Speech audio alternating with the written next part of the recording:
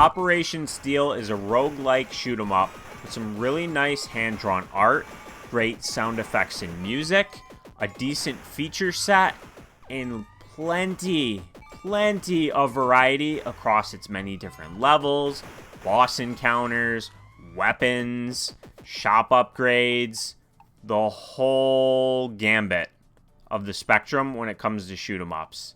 But before we get started with the full review, special thanks to the publisher, RAR Lab Games, for the review copy. Make sure to check these folks out because they do a wonderful job of bringing PC exclusive indies to the Switch. There's been more than a few of their games recently that I've covered that I've had an absolute blast with, and this one's no exception. And if you're new here on my channel, make sure to hit the subscribe button to keep tabs on all my different indie content that I release. Now, on the surface, Operation Steel might look like just another generic shoot 'em up, clearly drawing inspiration from games like Gradius and Life Force, but what really sets this one apart is that it also teeters on that bullet hell style gameplay with some ridiculous amount of difficulty, in my opinion, later on in the game, as you're just pounded with bullets. But this doesn't have much of a story, and yeah, there's a kind of an intro and an ending, but think of this like an NES era game, where the story's there, but it's really not that important. But the core of the game is its gameplay. And throughout the game, you will have procedurally generated levels, and there's branching paths where at the end of each level, you can choose which way you want to go. The opening tutorial does a great job of teaching you its control scheme and making sure you understand the fundamentals of the game, but where it gets a little bit kind of gray is that it doesn't really explain anything beyond that very well.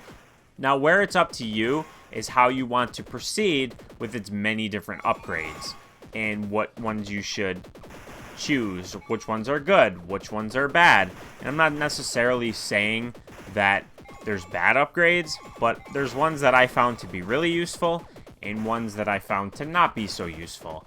And then there's things like the bomb bot, which I have no clue what that does. I purchased it a few times from the shop and I got nothing because I didn't notice anything that it was doing. So I think one thing the game could immediately have done better is maybe have a compendium or something like that in the menus where after you acquire a specific power-up, you can then view what it does. And the player can use that as a source of information to learn what these power-ups are they're acquiring. Now you will move your way through and blast tons of enemies while dodging many projectiles. You'll fight mini bosses, there's end level bosses, you can unlock achievements. The score you earn will also unlock new power-ups, which you will then find on future runs.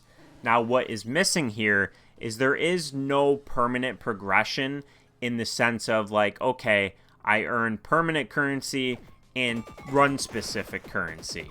There's no permanent upgrades. The only things you will unlock that will help with your progression are power-ups and pickups that you will find in future runs, and also there's a second, from what I can tell, spaceship that you can also unlock. There might be more beyond that. I have beaten the game, but I haven't unlocked everything. I don't have all the achievements. I don't have all the weapon unlocks. So maybe there are more than just the two vehicles, but there is only two to my understanding.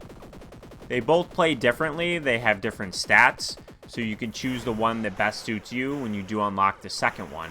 And the key feature here is really the variety to the gameplay. Every single run that I did felt different than the last, and that kept it fun. And I would die, and then I'd want to do another. Then I'd get a little farther, and I'd do another. And a little further, and then another. It's a really addicting game and gameplay loop, and that's the core of it.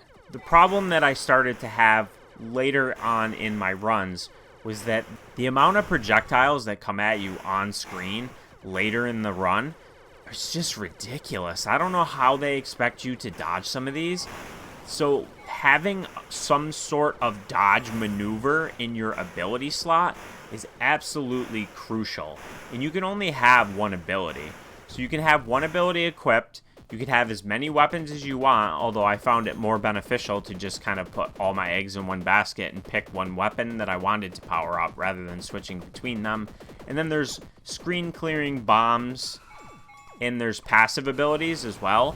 But none of these really felt beneficial enough to get me through some of the later stages in the game. So I think the difficulty is a bit high.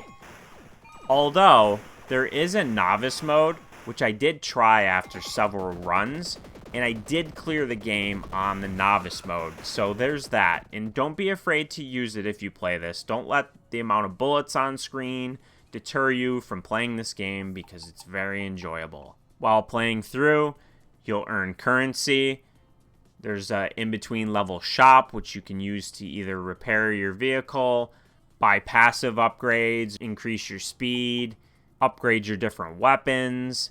It's a constant flow and a constant sense of progression throughout each run that keeps this one feeling fun. Each time you play through, you can choose a different path. You'll encounter different enemies and different bosses. It just always felt unique as I played through, and that's what I really enjoyed about Operation Steel. I didn't really run into any issues, but in the beginning, I kind of had some slowdown. But then after the first level, when I first booted up the game, I didn't experience it again. So I'm not really sure what was going on there, because later on in the game, I had way more things flying at me on screen, and I never experienced any slowdown. So, not too sure what happened there, but Operation Steel is a really fun shoot 'em up with a lot of variety. There's local leaderboards you can post your scores to. There's a boss rush mode. There is the novice mode. There's a decent feature set with accessibility options and things like that.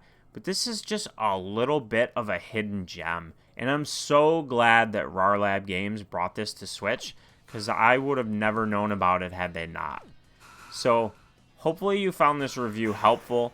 If you did, please give it a like, comment below if you have any questions, and subscribe if you haven't done so already. And until next time, have a good one.